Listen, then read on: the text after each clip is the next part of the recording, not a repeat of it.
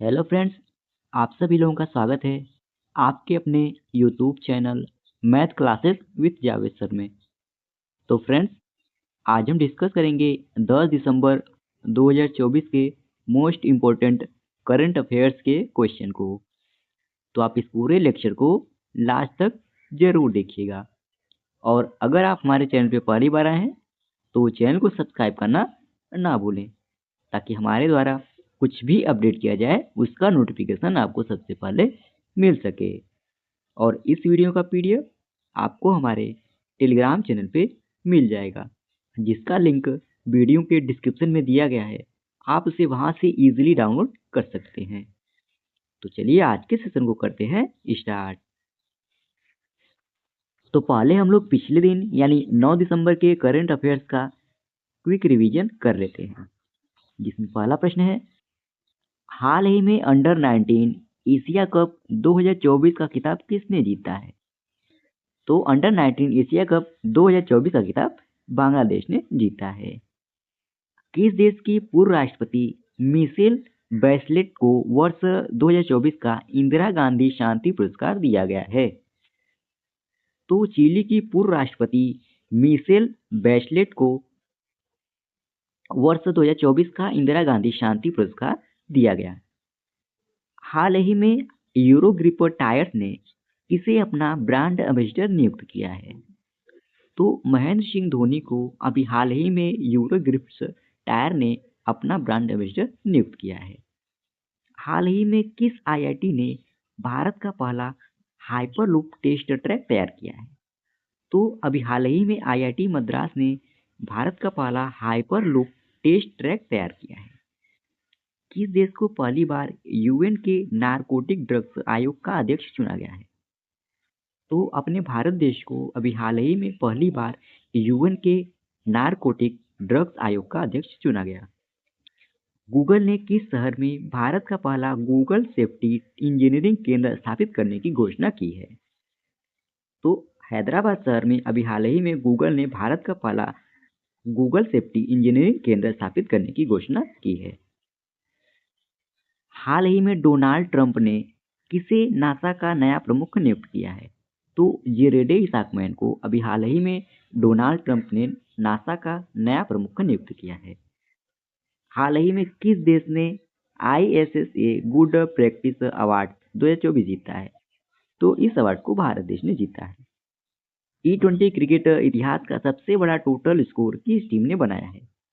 तो बड़ौदा टीम ने बनाया है इसको। हाल ही में भारतीय सशस्त्र सेना झंडा दिवस कब मनाया गया है? तो यह दिवस अभी हाल ही में 7 दिसंबर को मनाया गया है। अब चलिए फ्रेंड्स, हम लोग आज के सेशन को कवर कर लेते हैं, जिसमें आज का पहला प्रश्न है, रेम ताल्बा जीना इमैनुएल ओवे ड्रागो को किस देश का नया प्रधानमंत्री नियुक्त किया गया है? तो इसका सही विकल्प हो जाएगा डी, यानी पश्चिमी अफ्रीकी देश बुर्किना फासो देश में अभी हाल ही में रेम ताल्बा जीना इमैनुएल ओवे ड्रागो को नया प्रधानमंत्री नियुक्त किया गया। आइए इंपॉर्टेंट पॉइंट कवर कर लेते हैं। 8 दिसंबर को पश्चिमी अफ्रीकी देश बुर्किना फासो की सत्तारूढ़ सैन्य सरकार ने नए प्रधानमंत्री की नियुक्ति की है, और रेम ताल्बा जीना इमैनुएल ओवे ड्रागो यह पश्चिमी अफ्रीका देश के नए प्रधानमंत्री होंगे। अच्छा फ्रेंड्स, बुर्किना फासो के बारे में जान लेते हैं।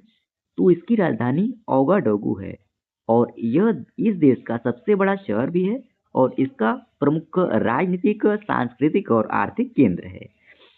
और यहाँ की मुद्रा पश्चिमी अफ्रीकी CFA फ्रांक है, और यहाँ के वर्तमान राष्ट्रपति इब्राहिम ट्रोरे हैं। और यह भी आप लोग जानते रहे फ्रेंड्स, बुर्किना फासो को पहले गोल्ड कोस्ट के नाम से भी जाना जाता था। और ये फ्रेंड्स बुर्किना फासो का मैप। अच्छा फ्रेंड्स, क्वेश्चन का टाइप प्रधानमंत्री से रिलेटेड था। तो अभी जो हाल ही में नए प्रधानमंत्री अपॉइंटमेंट हुए हैं उन सबका हम लोग एक बार रिवाइज कर लेते हैं। तो महाराष्ट्र के 18वें क्रम के नए मुख्यमंत्री देवेंद्र फडणवीस बने। झारखंड के नए मुख्यमंत्री हेमंत सोरेन बने।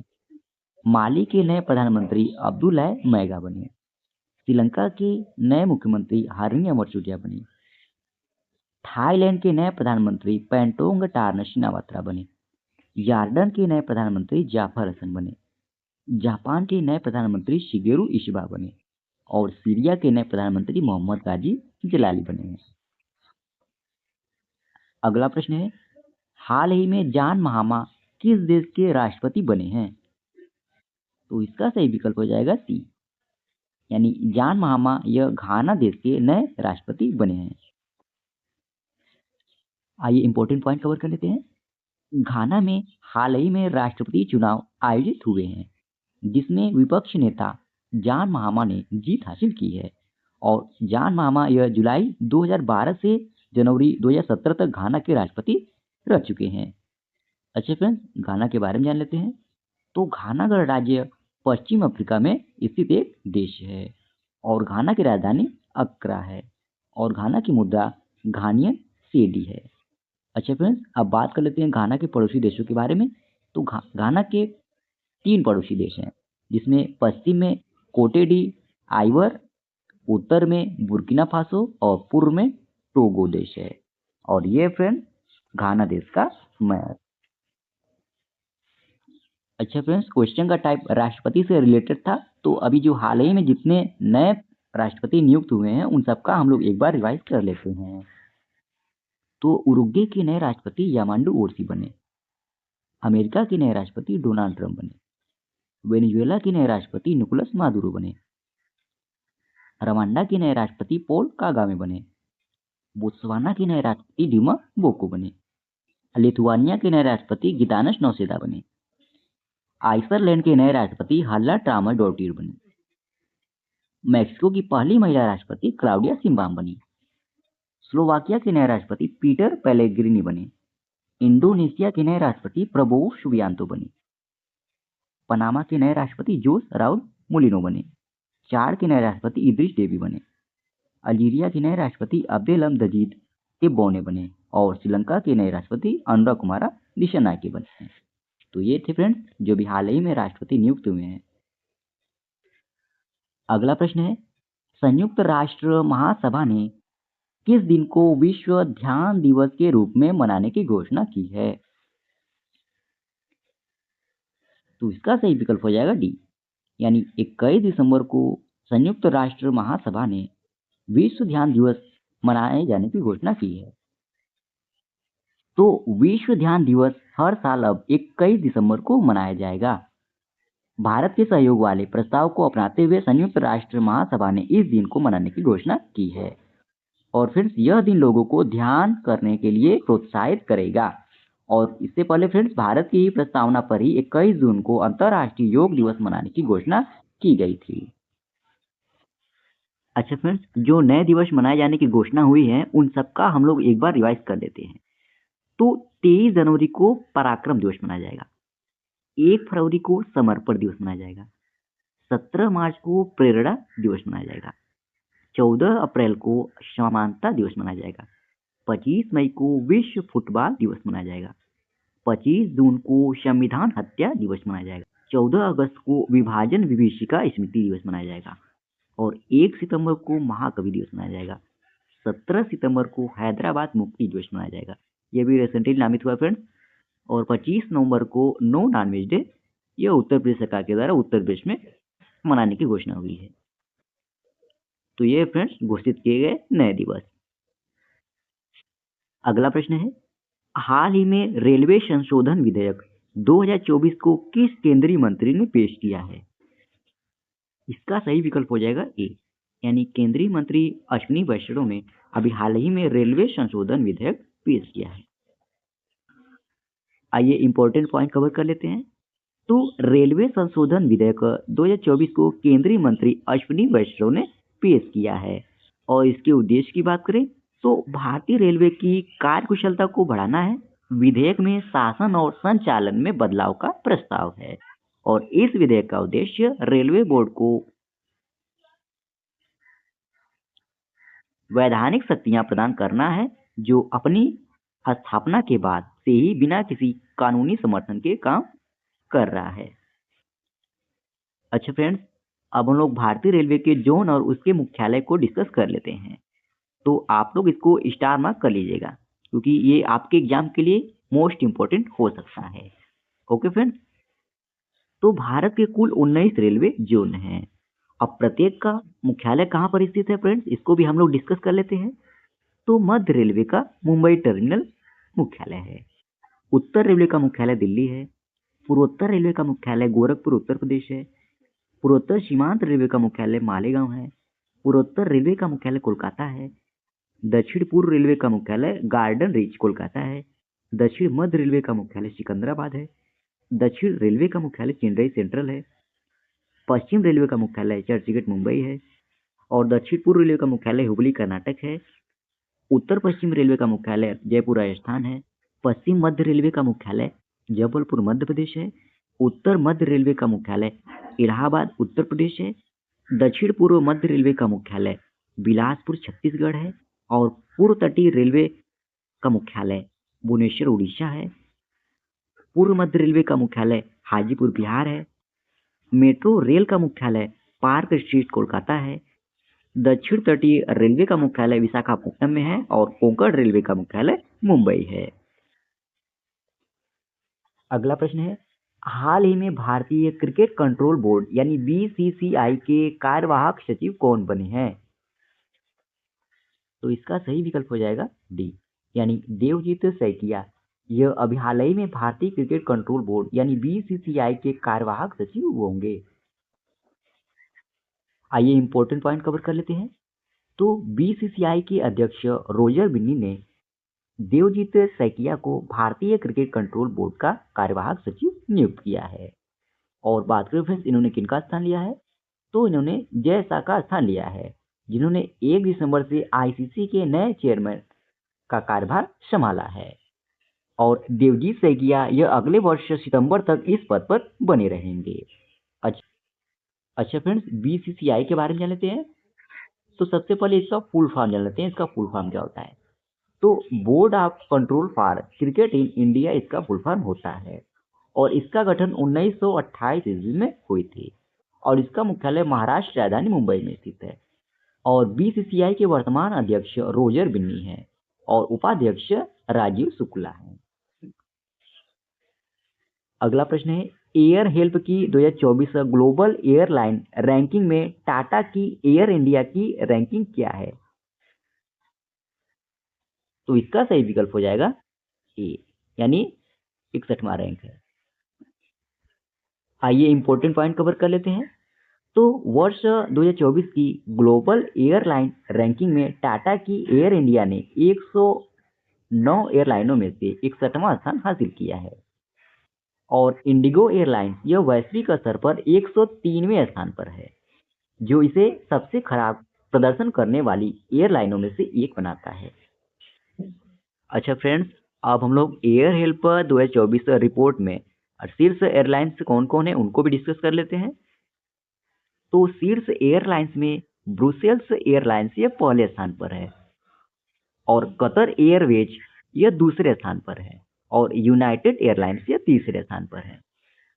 अच्छा फ्रेंड्स, एयर हेल्प 2024 रिपोर्ट में सबसे खराब एयरलाइंस में कौन कौन है उनको भी देख लेते हैं। तो ट्यूनिस एयरलाइंस यह 109वें स्थान पर है। मैनचेस्टर एयरलाइंस यह 101वें स्थान पर है। एयर लिंगन्स यह 102वें स्थान पर है। और इंडिगो यह 103वें स्थान पर है। ओके फ्रेंड्स, अगला प्रश्न है, हाल ही में बोधि दिवस कब मनाया गया है? तो इसका सही विकल्प हो जाएगा बी, यानी 8 दिसंबर को अभी हाल ही में बोधि दिवस मनाया गया है। आइए इंपॉर्टेंट पॉइंट कवर कर लेते हैं।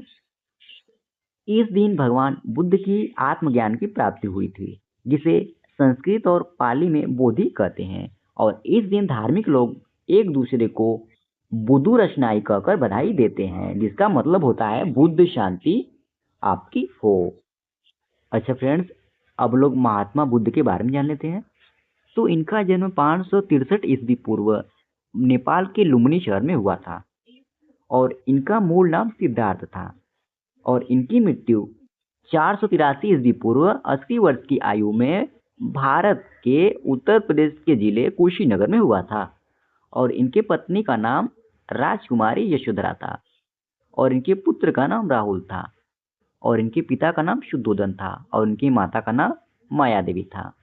अब कुछ महत्वपूर्ण तथ्य को भी डिस्कस कर लेते हैं। तो इन्हें ज्ञान की प्राप्ति निरंजना नदी आधुनिक लीलाजन के तट पर पीपल के पेड़ के नीचे प्राप्त हुई थी। और पहला उपदेश इन्होंने कहाँ दिया था? तो बुद्ध ने अपना पहला उपदेश वाराणसी के सारनाथ में दिया था, जिसे धर्म चक्र प्रवर्तन कहा जाता है।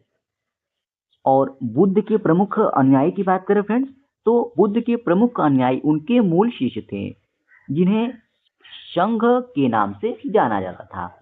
और बुद्ध के पहले गुरु आला कलाम थे। अगला प्रश्न है, हाल ही में अंतरराष्ट्रीय भ्रष्टाचार निरोध दिवस कब मनाया गया है? तो इसका सही विकल्प हो जाएगा ये, यानी 9 दिसंबर को अभी हाल ही में अंतरराष्ट्रीय भ्रष्टाचार निरोध दिवस मनाया गया। आइए इंपॉर्टेंट पॉइंट कवर कर लेते हैं।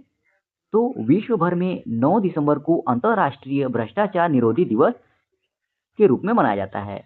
और इस दिवस के उद्देश्य की बात करें तो भ्रष्टाचार के बारे में जागरूकता बढ़ाना और इसे रोकने और उससे निपटने के लिए कन्वेंशन की भूमिका को उजागर करना है। और बात करें फ्रेंड्स वर्ष 2024 की इसकी थीम की, तो भ्रष्टाचार के खिलाफ युवाओं के साथ एकजुट होना, कल की अखंडता को आकार देना है। और अंतरराष्ट्रीय भ्रष्टाचार निरोधी दिवस की स्थापना 31 अक्टूबर सन 2003 को संयुक्त राष्ट्र द्वारा प्रस्ताव पारित करने के बाद दिया गया था। अच्छा फ्रेंड्स, अब लोग संयुक्त राष्ट्र के बारे में जान लेते हैं। तो इसकी स्थापना 24 अक्टूबर सन 1945 ईस्वी में हुई थी और इसके वर्तमान अध्यक्ष महासचिव एंटोनियो गुटेरेस हैं और इसका मुख्यालय मैनहट्टन टापू न्यूयॉर्क नगर संयुक्त राज्य अमेरिका में स्थित है। और इसके वर्तमान में सदस्य देशों की बात करें तो टोटल 193 देश इसके सदस्य हैं। और इसकी आधिकारिक भाषाएं की बात करें तो अरबी, चीनी, अंग्रेजी, फ्रांसीसी, रूसी, स्पेनी इसकी आधिकारिक भाषाएं हैं। अच्छा फ्रेंड्स, अब हम लोग 10 दिसंबर 2024 के करंट अफेयर्स के क्विज क्वेश्चन को कवर कर लेते हैं। केंद्रीय मंत्री अमित शाह ने कहा हाल ही में सरदार पटेल की प्रतिमा का अनावरण किया है? तो जोधपुर में इसका अनावरण अभी हाल ही में केंद्रीय मंत्री अमित शाह ने किया है। हाल ही में किस राज्य ने वर्ष 2025 से ग्रीन टैक्स की शुरुआत की है? तो इसकी शुरुआत उत्तराखंड ने की है। महाराष्ट्र विधानसभा के अध्यक्ष के रूप में किसे चुना गया है? तो राहुल नार्वेकर को चुना गया है। एयर इंडिया ने हाल ही में कितने एयरबस विमान खरीदने को ऑर्डर दिया है? तो 100 एयरबस विमान खरीदने के लिए ऑर्डर अभी हाल ही में एयर इंडिया ने दिया है। हाल ही में चर्चा में रहे बशर अल असद किस देश के नेता है? तो ये सीरिया देश के नेता है। हाल ही में कहाँ सीताराम विवाह पंचमी महोत्सव आयोजित किया जाएगा? तो ये नेपाल में किया जाएगा। एक गलत क्वेश्चन टाइप हो गया फ्रेंड्स। हाल ही में किस देश ने अंटार्कटिका में पहला नियंत्रित पर्यवेक्षण केंद्र खोला है? तो चीन ने खोला है। और भारत के किस राज्य में दिसंबर में हार्नबिल फेस्टिवल मनाया गया है? तो यह नागालैंड में मनाया गया है। तो फ्रेंड्स, इसी प्रश्न के साथ ही ये आज का हमारा डेली करंट अफेयर्स का सेशन समाप्त होता है। आशा करते हैं आज का आपको सेशन अच्छा लगा होगा और इस वीडियो का पीडीएफ आपको हमारे टेलीग्राम चैनल पे मिल जाएगा, जिसका लिंक वीडियो के डिस्क्रिप्शन में दिया गया है। आप उसे वहां से इजीली डाउनलोड कर सकते हैं। और फ्रेंड्स, वीडियो में लास्ट तक बने रहने के लिए धन्यवाद। तो आज के लिए इतना ही। जय हिंद, वंदे मातरम।